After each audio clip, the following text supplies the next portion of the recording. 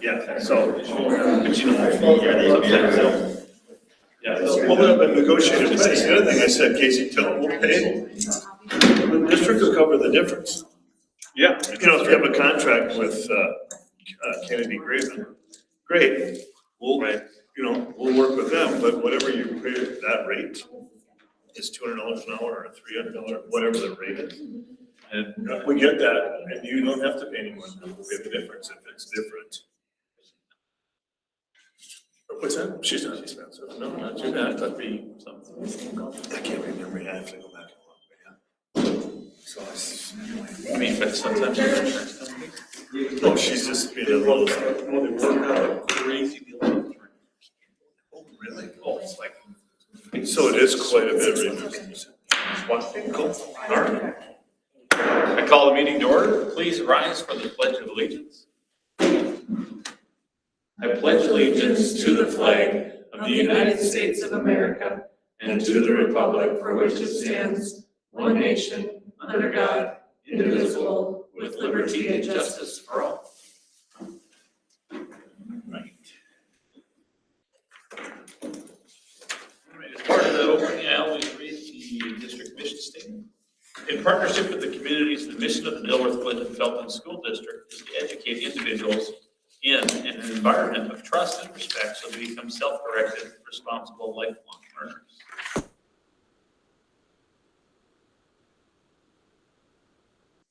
And then we also have Chase and John. Okay. And Brooke. Steadfastly Brooke. Agenda, is there any changes to the agenda? No changes. Do I have a motion to adopt the agenda as presented? So moved. Motion by Brittany. Do I have a second? I'll second. Second by Angela. Any questions or discussion? Hearing none, all those in favor say aye. Aye. Opposed? Motion carries. On to number 5, public comments and rebel recognition. I don't think we have any public comments, so rebel recognition.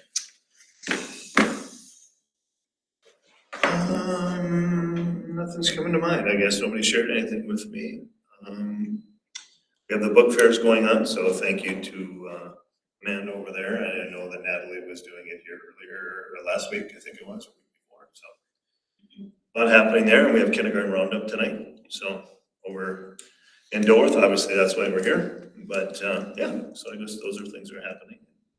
Spring sports are in full fledged, and so yeah.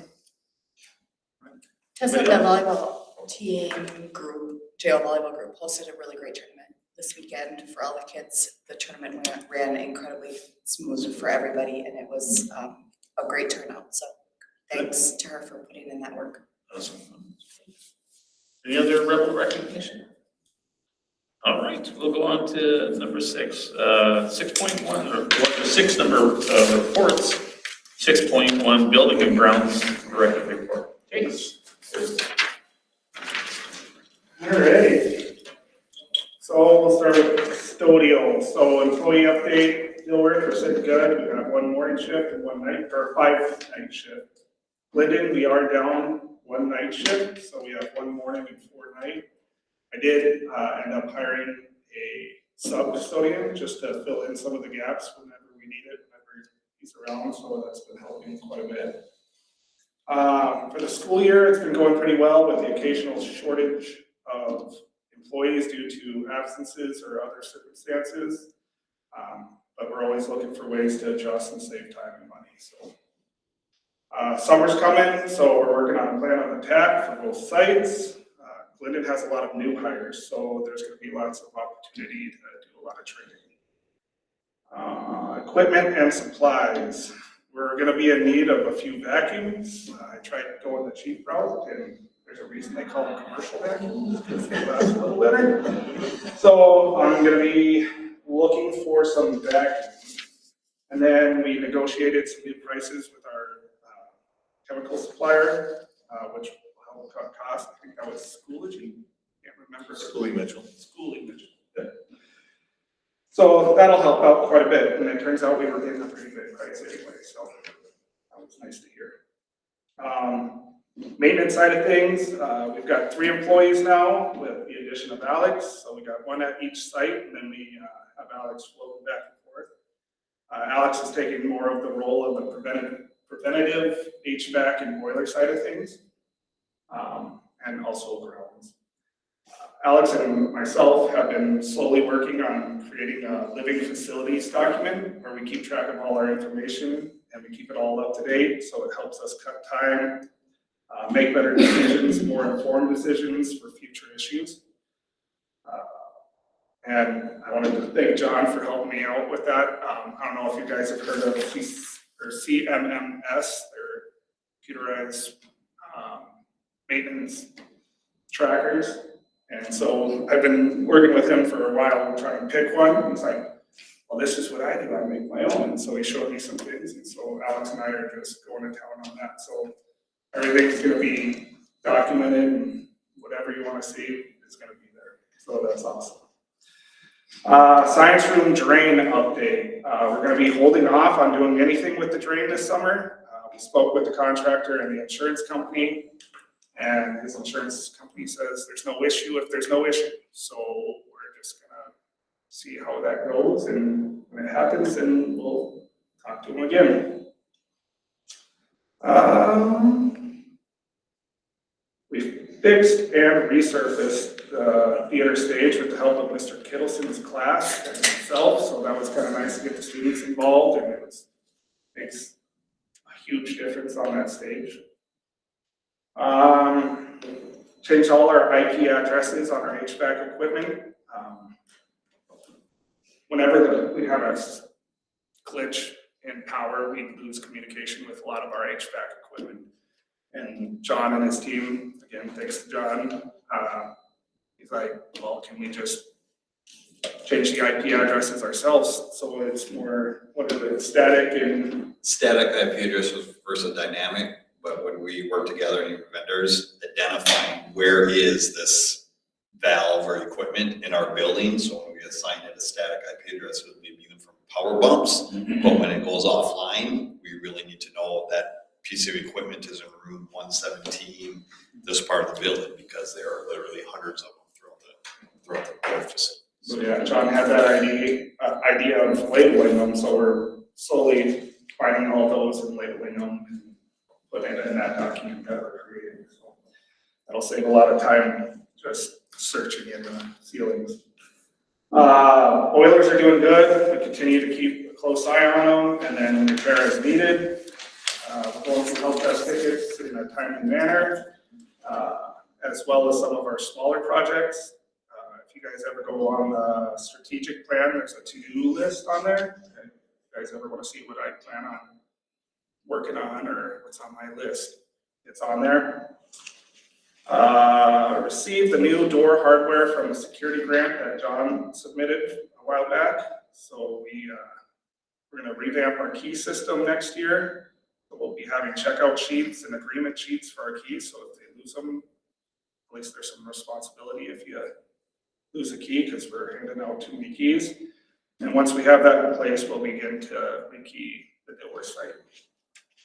Local law enforcement received a grant also for digital maps of our schools for helping during emergencies. So CRG, Critical Response Group, came actually 2 weeks ago and walked through the building, and it tells you the location of AEDs, fire escapes, cameras, everything. So it's a virtual map that they can walk around the school with.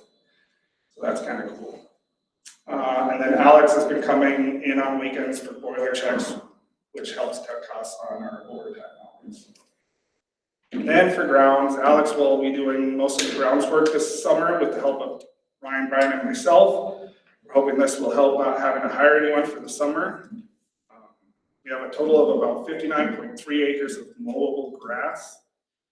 With one person mowing, they have to mow 1.5 acres an hour to complete both sites. So we got a lot of grass. Our mowers are starting to show their age. I'm going to check in with RDO and see if we can come up with a trade-in for something better or newer, or if we're better off fixing up what we have and sticking with those. We're getting better with our preventative maintenance plans with those grounds equipment, so hopefully they last a lot longer. And then we're looking at selling the Kubota tractor with the attachments, finding something smaller and more practical to fit our needs year round. Something we can use during winter to help with snow removal and stuff like that. Something we can get closer to the doors. We can do mowing with it and all that. And then I said, please check out the grounds improvements link in our strategic plan. Alex made a document of some of the projects on the ground. If you guys are interested. Yep. And I apologize if I've already asked you this over the years. Is there any way that the school is able to get recycling bins for when we have events? Or just in general to have? And I think I asked Tracy when she was kind of in that role, and she said that it was, I think she said it was too costly to get. It is just because the company or Fox that we go with now, they just do paper. Yeah. They won't do cans or anything else like that because it costs too much to separate it.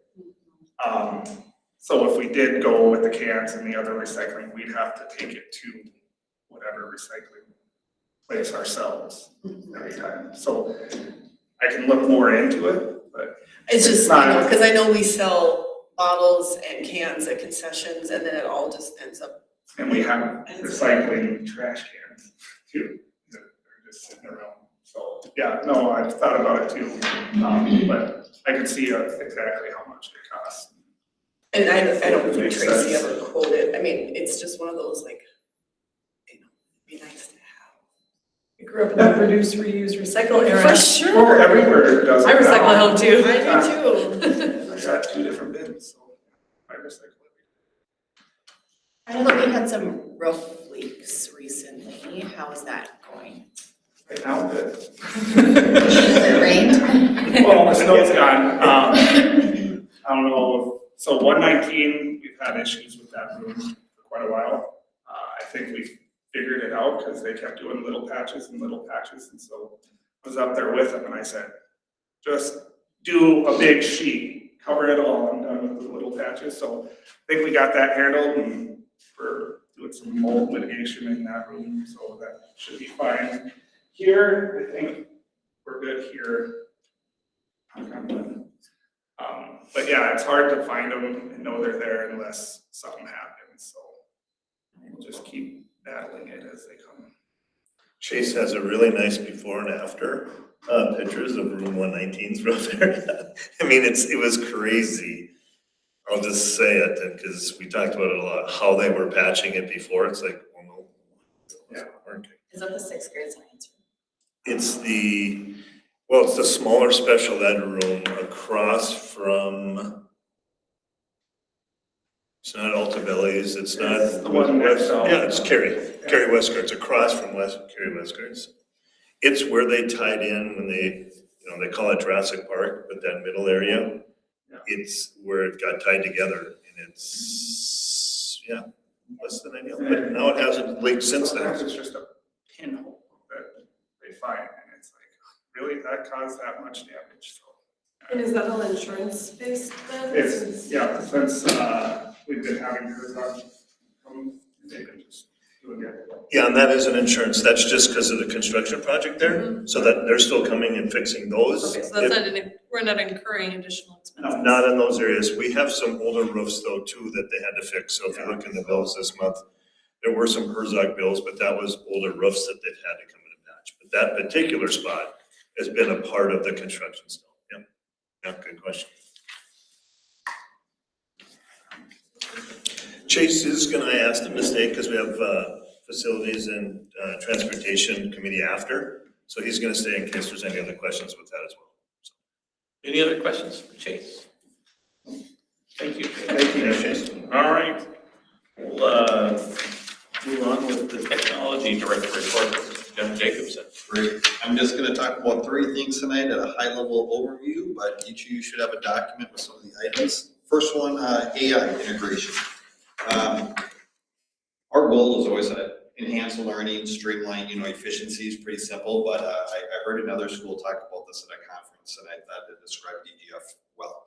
We're in the messy middle when it comes to AI integration. What that means, we're not all in full AI, which we shouldn't be, but we're not putting our head in the sandbox and ignoring it and saying it's going away. We're learning, we're adapting, we're trying different tools, and some of that works great, some of it not so much. So we always have ongoing conversations. AI philosophy and procedures are different from the elementary to the middle school and the high school. So we have intentional conversations of each site and what tools we use. And there are some tools we ban at certain sites which are allowed at the high school. So my opinion, that's good. Let's continue to have those discussions on it because that's healthy. We have training sessions. We have monthly training sessions on Gemini. We have training opportunities on Canvas, Notebook, Brisk, and some other magic tools. Also popular AI tools in the K-12 sector. And some staff are eager beavers and want to, know all the nuts and bolts right away. Some, nope, I'm good, really want nothing on it. That's fine as well. So we're just trying to move the organization continually on what tools work well, what ones don't. There will be, coming down the pipe, working with Shannon and myself, and we're in early discussions, MSBA came up with an AI policy. MSBA themselves, and I appreciate them saying this, said, here's our template for AI. It's a template. Each school, please make it your own version. That's their words on it. And I really liked hearing that because there are some things I said we can do, and there's some things that might work for Hennepin or Minneapolis School District, not so much for DGF. So we're gonna have some more dialogue and find that right literature that works well for us. And then that's something we share with staff on it and say, here's what it is. It's a policy, that's great, but your classroom rules and expectations mean more than what a policy will have in place, but some are looking, asking for policy on how we deal with AI. So all healthy discussions. We do lead with Gemini. We're a Google shop. We kind of wanted staff to, a year ago, ChatGPT was kind of the gold standard. That's no longer the case for reasons beyond our control. These are sometimes $1 trillion companies. This is going to change. So our goal is really people get familiar with the tools, but since we're a Google shop, that's going to have a tighter integration with their calendar drives. It's also going to have more reporting, more guardrails to reduce the chances of somebody sharing something they shouldn't. Could it happen? Absolutely, but it's a guardrail. Second item I had is just going to talk about some grants, funding, and efficiencies. Secured some E-rate telecom money, that's pretty standard. As Jason mentioned, we were fortunate, got a MDE cybersecurity and facility grant that bought anything from help offset cybersecurity insurance to cameras that we needed to 30 grand in door locks at the door set. I mean, it's super boring, but it's stuff that helps DGF. So, it's a win. I'm also publicly sharing, and I encourage this with staff. We applied for one for the Department of Justice. We didn't get it. And as I work with different departments, I said, that's okay. We're gonna learn from that, and we got some time, spent on that. I was gonna go for a lot of different CB radios, more station, charging stations, have it consistent both sites. But I got the quotes. That grant will more than likely become available down the road. Hoping that work in the initial time, we'll be able to capitalize on that. But I really am trying to encourage others that, the world doesn't come to an end. If you don't get a grant, so what? You can always apply when it becomes available. Let's give an honest attempt at trying to utilize external funds before we use local funds. Some cost savings. We're going to have the students share their devices at the elementary level. That's close to about a $50,000 savings annually. We came to that decision. We looked at different utilization reports and kind of how often those devices are being used on the day-to-day operation. And we shared with the elementary staff and said, for the next couple of years, it's probably going to be business usual. Those devices will be in their cards. They can have theirs, but we're not putting new devices at the elementary level. So it's going to be, instead of John Jacobson's Chromebook, it's going to be Chromebook number 10 in card 2. we'll be able to do this for the next couple of years without throwing new money into it. We're gonna live that for the next 2 years, and then, all right, maybe years 3 and 4, we might need to say, all right, we gotta put some money in, but we're gonna see how this works. My gut tells me it will say, yep, we don't need to do a full grade level, but we're gonna say, let's buy 30 more devices or 40 more, devices. Where is that need at the elementary and at the grade level? And we're gonna look at the data that says this is how often this is being used, and let that be the compass on where to prioritize for future resources with the student devices. Leading with non-touchscreen devices saves about $20,000 a year. I asked each of the sites, I said, is there any educational or learning, any educational activities that require the touch screen feature on it? And I haven't had anything yet on that. And I brought that up at staff meetings to get people thinking about it. But moving forward, our plan is at the middle school and the high school, you still get a ruggedized Chromebook. It'll be faster. It'll have some cost savings initially, but also the repair costs for mom and dad when that device gets dropped. A non-touchscreen display is about half the cost of a touchscreen device. So that was a cost savings. And then we leveraged some payroll costs, utilizing some IT funds, my time, my guys' time on areas that we help out, but we're using those funds to help offset some of that. Last but not least, summer projects, got close to 20 projects. I'm not gonna bore the group with the details other than the one that will be significant is we're gonna do a refresh on our servers. VMware is a company that's probably used by a lot of schools, a lot of businesses. They are essentially getting out of the small, medium enterprise sector. They don't do that by just saying we're out. They increase the premiums and licenses to a point that is cost prohibitive. So DGF, like many other schools, is making that transition. Our license expires June 30th. Our hardware is up due for a refresh. So I'm already training my guys on, all right, this is going to be the new platform that we got to learn.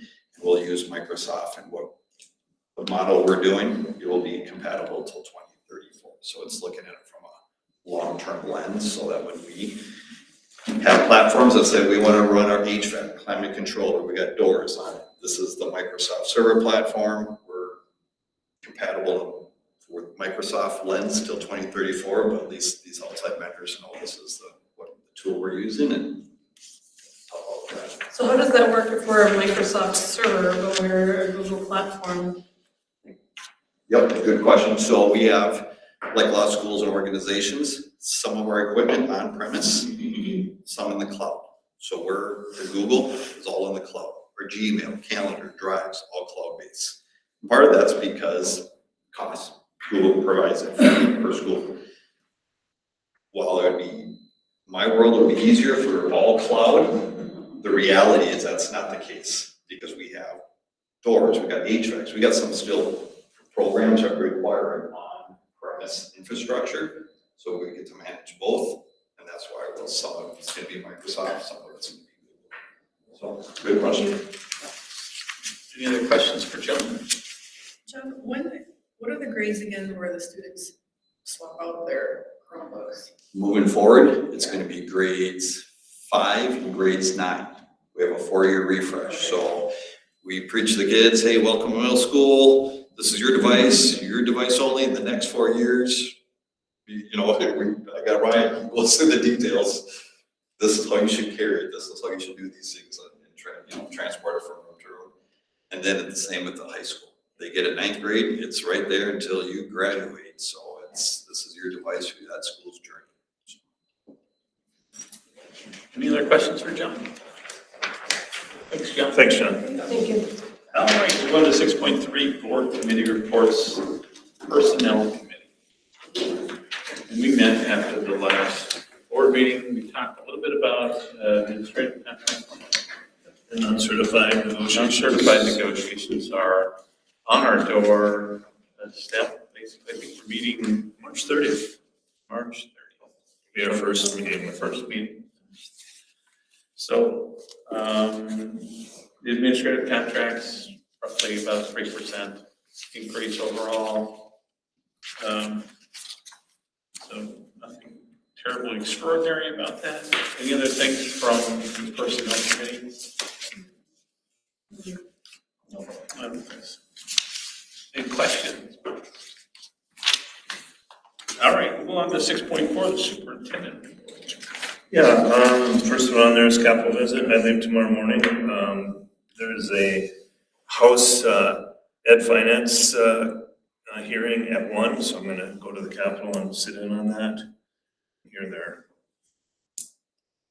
their finance report. And there are some people testifying tomorrow, so I wanted to hear that. Then I'm going from there to their House policy, ed policy hearing, and same thing, there'll be some people testifying there. Then after that, we start to get together with some of our local legislators, and then Wednesday we have one time kind of with them. So there's all scheduled for Wednesday, most of the day. So yeah, so share. I've been working with Marcus and Brooke on an LOR proposal. I'm gonna share with you guys. I'm gonna bring it down there and share with MRA Sam Walseth tomorrow, and just kind of a way how it can help every school in the state. And I got some. Yeah, anyway, we'll see. Marcus and I think it's something that would benefit everybody to have some more authority, and how it's proportionate based on your referendum market value, which is LOR, is how it's figured out. And so, yeah, I've got a few spreadsheets that I'll be sharing tomorrow. Hopefully that makes sense to them, and it helps more schools. And usually with these things, it wouldn't happen this year, but hopefully it can happen next year during legislative session. So we'll see. I have second thing on there is JLG mediation. David and I go down there Easter Monday, and we'll have it the following day, which is Tuesday. I think it's the 7th, April 7th. I remember right? 6th to 7th. Yeah, I think we head down on the 6th, and we meet with our new lawyer on the afternoon or evening of the 6th. And then it's hopefully by noon, we have a great handshake and a nice big check. Anyway, but that's the next day. So just a heads up on that's coming soon, I guess. Health insurance, this was great news. And I think I shared this maybe with the weekly update too. It looks like a 0%. Well, we know it'll be 0% for sure. We are throwing back and asking for maybe 1 or 2% reduction. So we'll find out soon. But we have already got the official bid. It would be 0. And I think I shared this again in the weekly update that in my 34 years in education, I never one time as a teacher or as an administrator have ever seen that. So we're, just really happy. That was a huge win for our district, I think. And very fortunate that people are healthy, right? We know that's a big factor. So. It's unbelievable. Yeah. Honestly. Well, and a big thanks to both the certified and non-certified staff. Some of the proposals we've put together over the last 5 years, really, since Shannon's has been intended to try to get to this point, and it's paid off. So, I mean, kudos to them for putting resources that really benefit the whole school. Yeah, it's a huge win. So that was nice. And the last thing I have in there is, of course, we need to have a discussion. And so I think it's time that we think about a work session for the full board to talk about referendum. What's that look like? Do we need to ask again to our public? How much? All those things, right? And so I guess I'd just like to sit with you guys at some point. So start thinking about that. We started to look at, hey, when last year did we kind of make some of these decisions and have some of these, and it's pretty much coming around the corner here. So want to just get it out there for you guys to start thinking about that. I know we have negotiations with the non-certified starting too, so, after a while, it's like enough's enough too, because spring is busy and we have kids and anyway. But I do want to put it on your radar just so we start thinking about what we should do. Okay, tonight, and I don't have it on, so I apologize, but tonight in our facilities and transportation, I'm going to talk a little bit about the land swap and where we're at with that and our timeline too. So I'll share some more at that meeting. Questions for me, I guess.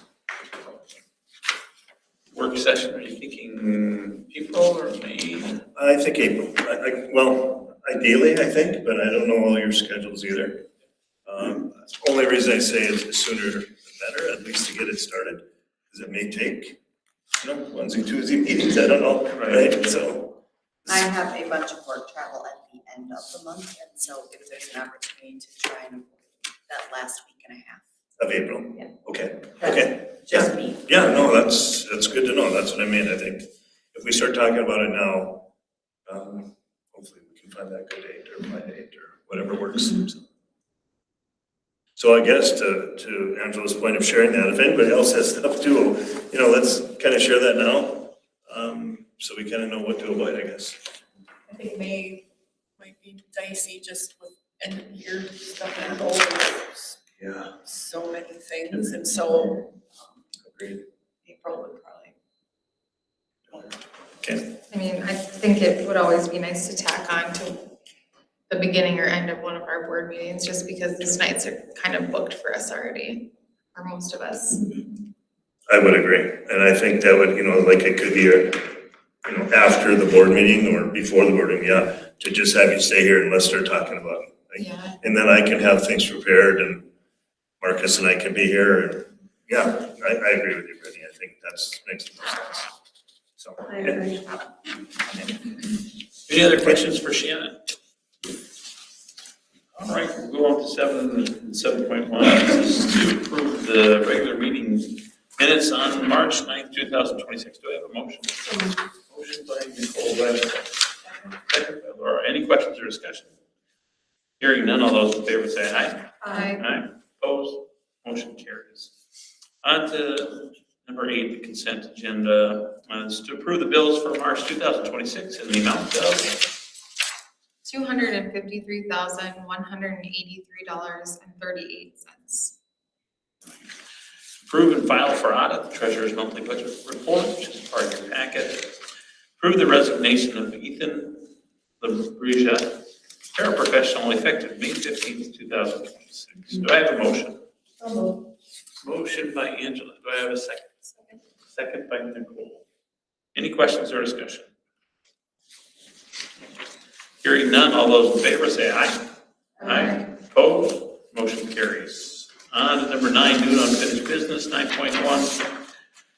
This is to approve the DGF fiscal year 2027 achievement and integration plan. Do I have a motion? Motion by Laura. Do I have a second? Second. Second by Brittany. Any questions or discussion? Just so everybody knows, our narratives stay the same. And the goals have changed only in that the percentage we're trying to improve. And I have the report here, so if anybody wants to see it after, you can. I shared it with you this morning. It's kind of lengthy, but just so you know, the narrative stayed the same. Yep. And was this known by a different name at one point in time? No, this has always been, this is part of your MCA, you get recognized, and we have a minority group that got identified. It's interesting how they do it. We're right at the threshold, but it is what it is. But you're thinking of the world's best workforce, I think. Yes. And this is a part of that, and it's integrated in it. And so if you remember last year when Brittany presented, and now that's comprehensive, that's changed its name too. So now it's comprehensive something. But the A&I is a part of that report, so she did share it then in last December. And now this is updated for next year, for the next 3 years, so. Any other questions or discussion? Hearing none, all those in favor say aye. Aye. Opposed? Motion carries on to 9.2. This is to approve the fundraisers as presented in your pack. Do I have a motion?